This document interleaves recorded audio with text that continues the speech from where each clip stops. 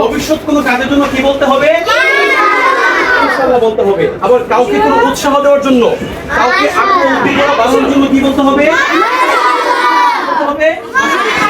এখন আমি তাকে দাঁড়া করালাম, সে পড়া পারলো, বুঝতে পারছেন, আজকে সবক সে পারলো, তাহলে তাকে উৎসাহ দেওয়ার জন্য আমরা কি বলবেন? তাকে উৎসাহ দিবেন। পারবো তো ইনশাআল্লাহ? কয়টা শব্দ বললাম? একটা হলো আলহামদুলিল্লাহ। বর্তমান কাজের জন্য কি? আলহামদুলিল্লাহ। ভবিষ্যতের জন্য কাউকে উৎসাহ দেওয়ার জন্য বুঝতে পারছেন ইনশাআল্লাহ? তো এই শব্দগুলো বেশি বেশি আমাদের ব্যবহার করতে হবে। কি করতে হবে? আমি একটা মুসলিম হিসেবে এই শব্দগুলো ব্যবহার করতে হবে। বুঝতে পারছেন ইনশাআল্লাহ? কারণ সবকিছুর মালিক কে? সবকিছুর মালিক কে? আল্লাহ তাআলা আমাদেরকে সুস্থ রেখেছেন বিধে আমরা সকালবেলা এই স্কুলের মধ্যে আসতে পারছি, তাই না? বিষয়টা এটা আল্লাহর শুকর আদায় করতে হবে না? করতে হবে কিনা?